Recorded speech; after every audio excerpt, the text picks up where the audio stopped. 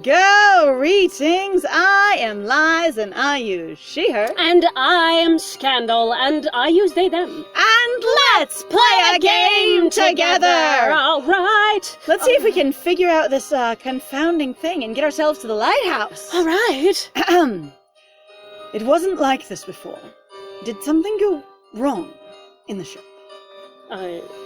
Nadia places a hand on my shoulder and squeezes lightly. Gently. If whoever's out there thinks a little wind shall stop us from reaching our goal... Her, serious. It's slightly windy. A little fucking windy! Whoosh! Well, they don't know us very well, do they? Together we move slowly against the blowing wind, deeper into the maze. Oh wait, so that means that she would have been hollering? Oh yeah. Yeah. Oh yeah. Says, I don't know where to find. As they... What? They don't know us very well, do they? It's... Cortisone. What? Yes, it's Hal Blair, Sophie Bald, Hal Braid. Yes. I loved that. Okay, so if you are missing out, if you have never read Howl's Moving Castle, that was actually, you know, the written book that came out way before the Studio Ghibli movie did. Oh my god. There is one section of the book that is so deeply hysterical, because it's very much the trope of, here is the big, huge, sweeping moment, and there's a lot of wind, and blah, blah, blah, but they actually deal with the fact that it's really loud. Wind is incredibly loud. So they're trying to have a really important, meaningful conversation as they're screaming at each other, and it's so funny. It's really funny. Someone's like, you know, in the movie, they just kind of gently talking to each other, and there, it's like, it's like screamed, hollered, shouted, brayed. Bleated. Yes. Shrieked. Into the maze. Into the maze. And it was windy. All I can't hear is nothing. All I can hear is nothing. Whoosh! I hear a wind tunnel. Woo! Yeah, because if you're especially going through a maze, can you imagine? Like, that is just wind tunnel. It's a wind tunnel. It's roaring wind. Roaring. What we're saying is the wind's blowing really hard, but it's quiet. Right. Okay. And of course, nothing else. You can't hear the wind. Anything but nothing. That's all I can hear. I said, if there were something sneaking up us in the darkness, it doesn't matter about the darkness, because this looks really bright, one. And number two, there's a lot of fucking wind. Because wind is loud. I wouldn't be able to hear it or see it. Yes! I shiver against the cold and tense, trying to focus my magic to sense anything. Thankfully, I have another sense that I suddenly remember I know how to use, but I've never told myself this in any capacity, and I've never used it really much beforehand, but that's fine. It's true. So I will use it now, but I need you to know that the wind dampens all of my physical senses by taking up my touch sensories and all of my sound perception, and it's making it hard to keep my eyes open, so it's ruining your vision. It's ruining your vision, and it's also dark in the maze, which is clearly not dark in the maze, but that's okay. We didn't go. It's fine. It's okay. This is not reflective of events at hand. The magical sense. But the thick wind is like a wall that even magic cannot penetrate. All I can feel is a small circle around. What? Magic cannot penetrate. But apparently we can make a small circle around us. What does that even mean? So magic can't penetrate it, but it can, create a small barrier. Right. So it can press up against it, but not go in. I think we need more help with aiming. Oh my god. Sorry, I'm gonna die. It's so good. Also, I'm just imagining Nadia's braid and her hair and everything just billowing out behind her, flapping aggressively. Right, everybody? Her clothes. Oh my god! Whipping aggressively behind her, her leaning into the wind, trying to walk, being like, the little wind isn't going to stop us now. Sliding back a couple of steps for every step you take forward. Oh god. Try to be more aerodynamic. You've got Corazon, who's wearing the one piece of cloth from the thing, and it just turns into a giant parachute and sails the way. Corazon gliding in the sky, slowly raises middle fingers. Corazon, cane in one hand. Looking like a flying squirrel, a glittery flying squirrel. Just floating into the sky. Nadia, no! Wait for me! Corazon, it's my journey. It's my journey. It's not You're not supposed to. I can't. I'm like, that image is so horrible. These leather bits that are still holding, like, all that stuff Yeah, on. but just whoosh. Sheet. A sparkle sheet. Yep. A sparkly, angry sheet in the sky. Yep. You're a glittery flying squirrel. An angry one. Alright. In the gale of wind, Nadia yells, Drained. "You look drained! Corazon!" Puts hands around mouth to make it louder. "What happened back there in the shop?" Waits to catch breath because yelling is hard. "Seem to have taken a lot out of you!" Except for the fact that we were not told that we were drained from whatever happened in the shop. No. We're saying that Nadia thinks our wind-blasted self looks drained. From whatever happened in the shop. Clearly not the wind. Standing there, just everything blasted flat against you. Their glasses are like somehow comically like smashed against their face, and it also splayed out. They're really aggressively because it's trying to get blown off, but everything's just on. So it's like vacuum sealed on one side, and you're just like, Well, lips pulling back. If anything had been left to the imagination before, it's not now. It's really. And so Nadia's saying, "You don't look good. I'm in a fucking wind tunnel." What do you think? You should look at your ass. Sliding, holding out to the wall, pressing against their cane. "Yes, clearly this is from the shop." Oh my god, it's fucking windy! I think this whole episode just be called Windy. Okay. Are you alright? She screams above the wind. She screeches. Yes. I can keep going or I feel drained. I think I'm fine. It's just like Corazon lashes a string of magic down to Nadia, flies like a kite while Nadia walks through the maze. It's fine. I'm good. I can keep going. I can keep going. Nadia holding on to you. I got you.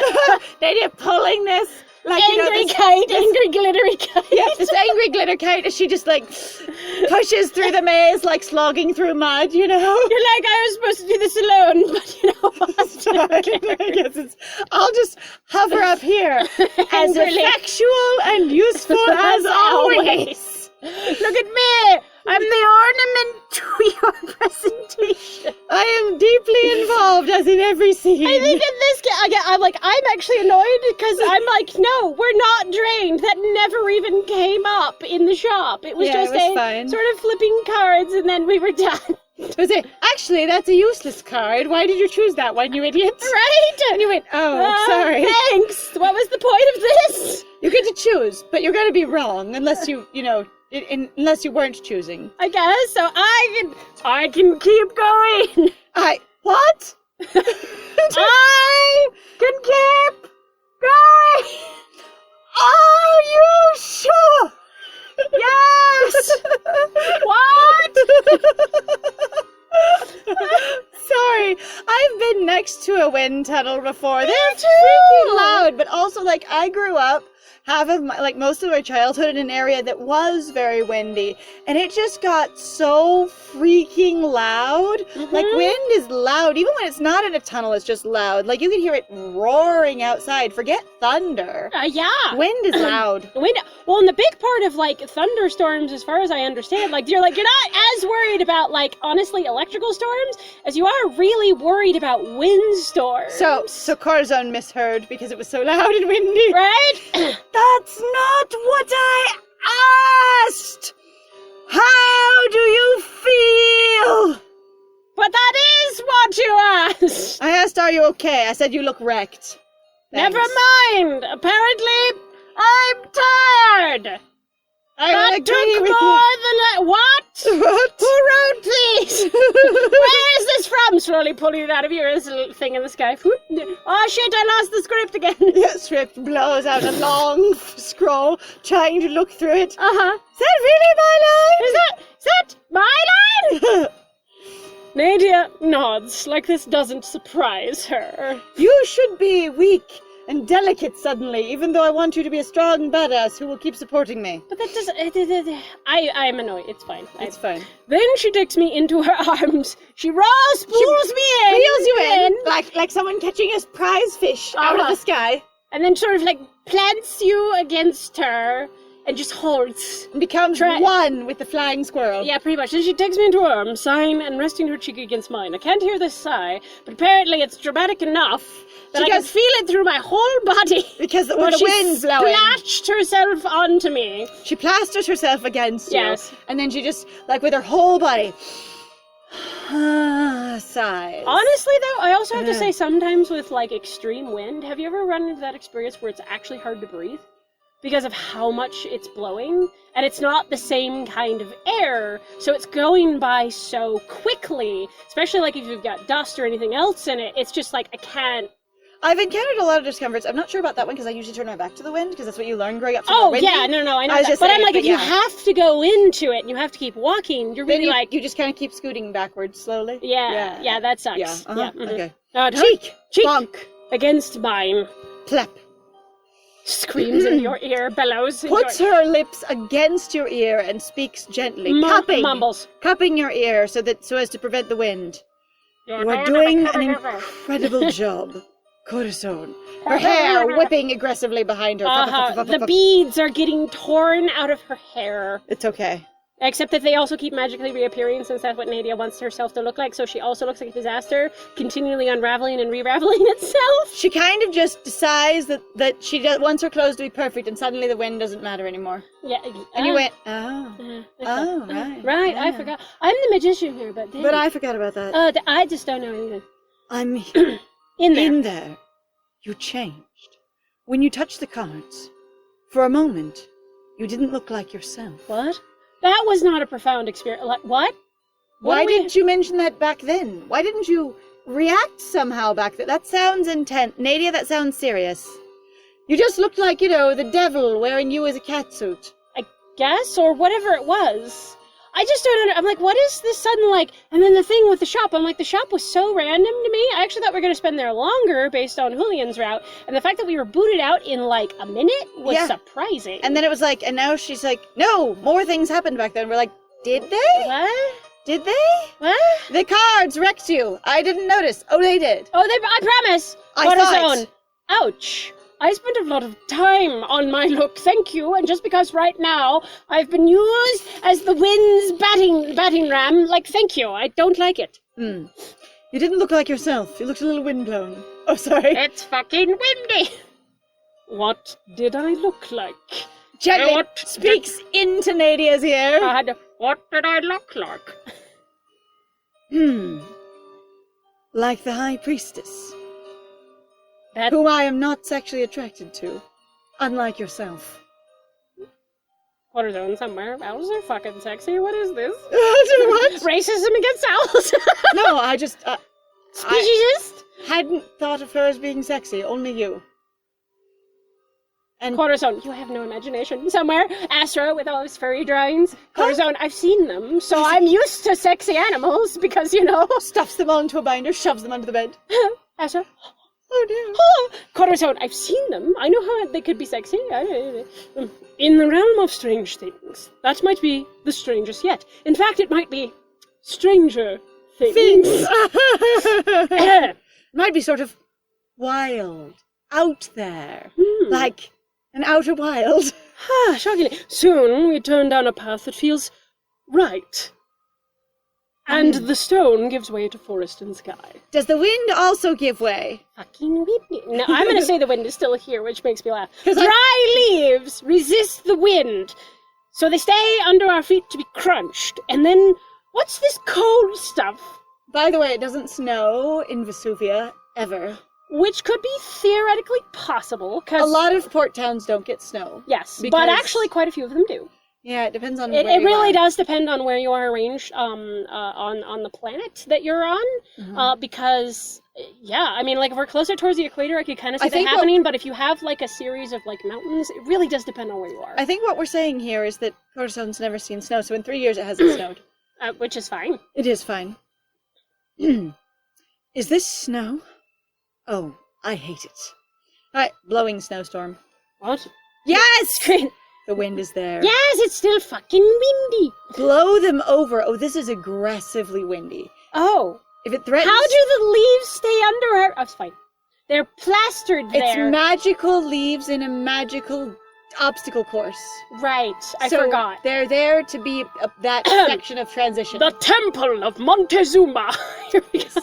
Wind whistles through the trees, threatening to blow them over as they strain against the force. If it's trying to blow trees over, you guys are fucked. Yeah, we're in a lot of trouble. Mm-hmm. We follow a path extremely slowly, grabbing onto the trees that are still trying to be blown over because we are much smaller and have no roots with which to plant ourselves into the ground and hold ourselves in place. Yes. And so we struggle aggressively against the wind, pushing my cane into this driving snow and scooting forward slowly. Yeah, and like I said, using the trees themselves. Yes. Until it ends abruptly in a clearing, which is really bad and we want to go around it because there's nothing to grab onto there, so why would we stop at a clearing where the wind is still blowing? Because you stop at the edge of the clearing, not in it. So we're going to go around it. Yeah, holding onto the trees. Right, okay, yeah. we're going to go around it. Why would a wrought iron fence encloses rows upon rows of gravestones. Oh, we can hold on to gravestones.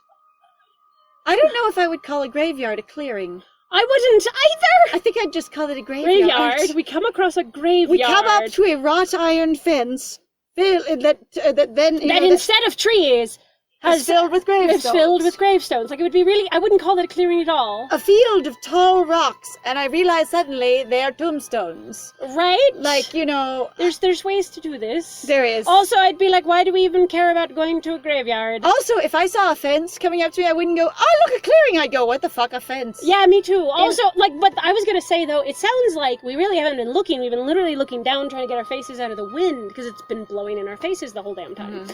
Which is what you do when you're walking into the wind. Yeah. Unfortunately, you can't spend much time looking up, and you really have to take quick glances because it hurts. It's gonna tear your face off. Yeah, I do. Rows of gravestone.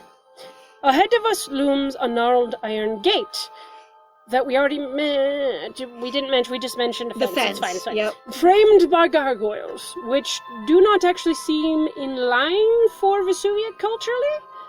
Did they actually ever mention gargoyles on Nadia's castle? I don't... Did they mention... Does Corazon know what gargoyles are? Or just go, they're framed by monsters. It's framed by statues. Horrifying statues. Scary statues. I mean, the thing is do you even know it's a statue? That's the other thing, too. It's like, you'd be like, what are those? Do I know what that is? By horrifying creatures. Yeah. And then the creatures aren't moving. Oh, they seem to be made of stone. Right. You know that thing where they pulled the whole bit with the fucking elevator for like 30 minutes? Honestly. And then they suddenly go, oh yeah, and now I know what an elevator is for no reason at all? I say, if you want to do the spooky sort of misdirection, Corazon should not know what they are. And then you could be like, shit, there's monsters there. And then, oh, they're just statues. Right. Like, spook the reader that way. Yeah, that's it. All right. It swings open with a rusty creak, because why do we go inside? We haven't gone inside. It's in front of us, swinging open. Okay, I hope it doesn't turn around to, now we should go inside. They couldn't have made this more ominous if they tried. She yells into the wind again. Also, Corazon, wouldn't you mean that I made this more ominous? Because technically speaking, if this is my journey and this is my inner world, this is... Me? I'm more goth than you ever knew. Says the magician's apprentice, who's had far more skill and... I'm practice. This keeps getting dropped and I just don't like it. It's okay. I'm also just like... If it's that goddamn windy, it doesn't really feel super ominous if you're in a gale. Honestly, okay, so picture you're in a hurricane. This is so scary. Your spooky graveyard with your spooky gate that's creaky and rusty, except for picture it like slamming aggressively open and close really, really quickly or against its own self because it's in a hurricane. Like it's almost getting ripped off its hinges because this thing is so... And you can barely walk forward at all. You're not looking up and going, spooky. They're talking about the trees are visibly looking like they're trying to get ripped out of the ground. I appreciate that the wind This is so windy. So windy. Like I just want a picture of Nadia just standing there trying to look important and just everything blowing aggressively on her. Like I just said, it's the fucking windy meme. Everything. It is. This whole episode is just windy. Windy. It's a bit windy. Tried. The moment we step inside the graveyard, because for some reason we decided to do so, the gate slam shut behind me. Why? Does it not slam shut behind Nadia, only behind you? Well, that would be good, because maybe that would take off Nadia's foot if she hadn't gone first. Right? Ow. Ow! Because it doesn't say behind us, it just says behind me. Behind... We step in, but it closes behind me. Yeah, so that means you were second for I reasons. Why are you second? This is your... Oh, yeah, it's fine. It's my turn. I'm having basically, like, personality issues in regards to... Okay, so if you're usually doing a story, you usually have your main character going first, because this is their story, especially if they go, this is your part of the story, specifically. You thematically would be in the front. Because you'd want to be leading, because you're the one that would be following the path. Because you're supposed to be finding it. You're the one who's doing it. Yes, you can't follow Nadia through a path that only you can find. Yeah, so this is not working. Slam! The wind grows quiet. I really realize how much my ears hurt and my whole body hurts because wind hurt. And how loud. And also it's loud. And cold and uncomfortable it was. Holding its breath. Waiting for us to act. And suddenly I realize that I nearly fall on my face because of how much we were leaning against. Into the wind. But also, again, why did we go in the graveyard? Because it was in front of us. I assume they're just not communicating that it felt like we should go that way.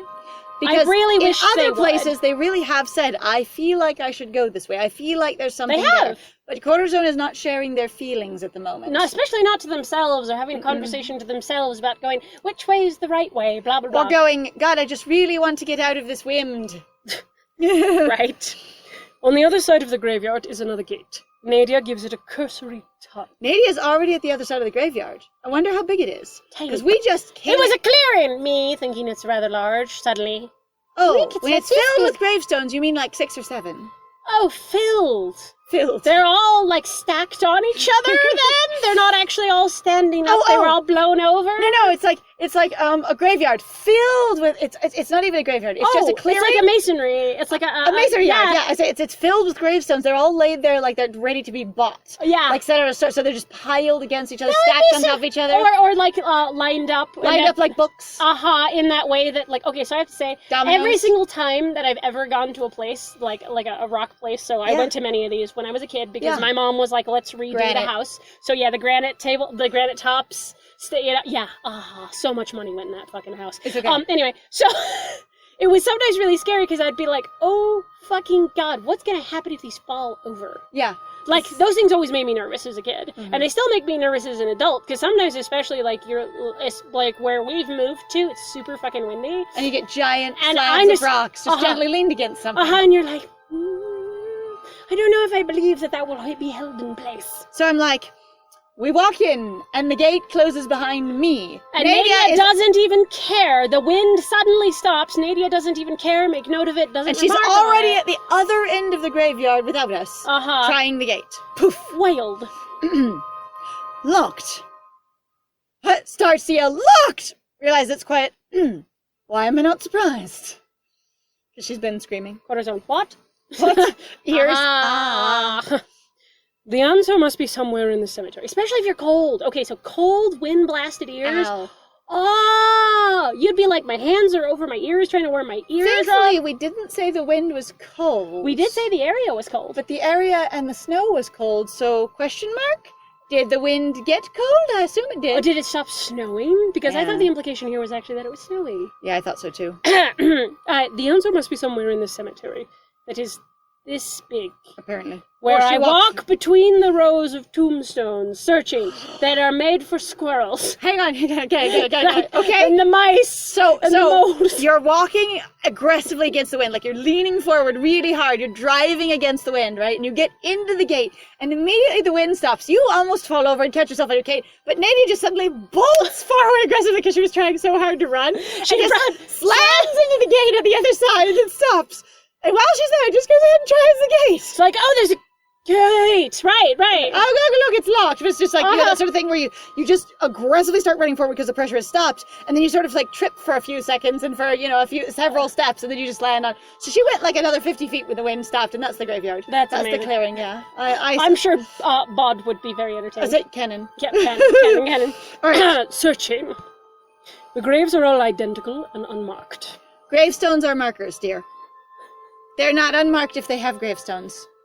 I need to tell you, I was actually going to say that myself, but I just was like... the marker. Maybe they're uninscribed, but they are markers. That's what... Yeah, I'm like, that's what... This is to mark the grave. Like, that happens a lot. People might not be able to put impressions on them, or write on them, or inscribe them, out. but it's marked. Yeah, that is a marked... Okay, so now we're saying there's tombstones here all lined up, ready to be purchased, what have you. And over here there are unmarked graves. And we're walking around the tombstones to look at the unmarked graves that don't have tombstones. How do we know that there are graves there? I guess it's a lump in the ground, and we assume based on the context of the cemetery. Someone else, no, I'm literally just here to sell granite slabs. Honestly, we just have a problem with swamp water bubbling up. And I'm the slab man. I'm the slab man. Except one. An open grave with a simple tombstone, engraved with my name, because I am now Ebenezer Scrooge. It's fine. This sounds very much like the Christmas story, Carol. Christmas Carol, yes. Oh my god. I'm just like, yep, there's your grave, it's okay. There goes Mr. Humbug. There goes Mr. Crew. Okay, but like imagine this. Imagine you have a lighthearted character, okay? Right? And even in the midst of all this, they look at it and they're like, hey Nadia, I found my grave, see if you can find yours. Also, again, this is supposed to be you? So you're like, I made myself my own grave in my own head. Woo! Woo! So when I say... Somebody going, actually, I'm the most gothy goth. Gothy goth. Ultra goth. I am ultra daddy goth. Daddy goth. Call me. Corazon will be your daddy goth. I'm going to be Edward Gorey. Oh, now I need to somehow draw Corazon as Edward Gorey. Honestly, there's some really good pictures of him and it's really fabulous stuff, so it can work. His coat is fucking amazing. He has Okay, so a fabulous recently, coat. so when we were doing more active audiobook reading, it's a huge pain to do right now because pandemic stuff still. Yeah. But we actually read a book about Edward Gorey. Now, did we read the whole thing? I don't think we did. We read a bit of it, though, and it was really interesting, where somebody was like, here's basically an autobiography about, or just a biography about Edward Gorey. And it was really kind of cool and neat, discussing sort of like Gothic history, especially in the U.S. It was a lot of fun. It was fun. Also, like, early, like, writing and queer spaces and stuff like that. And also the potential discussion of that he might have, like, he was definitely a part of the queer community, as far as I would guess. Though, what was the thing we had the issue with the author? So we had an issue where Edward Gorey was self-professed. He's deceased, rest his soul, all that. Yeah. And or whatever it is he would prefer as his own statement for, have a good time now. He's self-declared as asexual. And the author said, and we all know this means he was gay. Okay. That was the thing we took issue with, of going, he calls himself asexual, but it was very clear from his demeanor and his behavior that he was gay. And so the author declared that Edward Gorey said he was asexual because he didn't want to say he was gay. And I don't think that that's really something they have the authority to do. I don't know either. I mean, it would be an interesting thing to get some contrast, because, like, I feel like that's sort of offensive to people, like, potentially who'd be like, hey, I act super, quote, gay, but I have no interest in sex. Like, what the hell? And I was going to say, the thing is like, people's sexuality is their own. And if he... Like, I was introduced to him as an asexual icon, because that is what he professed to be, asexual. And the author really was like, no, he was gay. No, he was totally, I remember that. That was sort of annoying. It was a little divisive. And they didn't really seem to offer any evidence for it, other than going, well, who he was what he was acting like, and then who he hung out with. And I was like, that doesn't make you not queer. What? Yeah. Except one. My name. Because I'm Ebenezer Scrooge. Corazon. She can see all the way on the other side of the graveyard. Apparently she's decided to walk really back small. to join us. It's small. Small I graveyard. forgot. It's a graveyard for ants. She's watching it's getting smaller every time. First mice, now ants. Next it's going to be a graveyard for atoms. Oh, a graveyard for protozoa. We have to do this in stages. Protozoa. Single cell organisms next. You have to get there. Next we can have some atoms. Yeah, next we can do atom. Okay. All right. So she somehow has started watching you and now sees what you see. Well, that's macabre. In the grass in front of the tombstone, 3 cards sit, waiting for me. Well, last time you touched it... Oh, look. It's the internet gods. I lost my internet connection. Those are the 3 cards. Lost internet and connection. Those are the 3. Which one do you choose of the Arcana? I choose retry. I'm going to try connection, because I'm trying to date Nadia.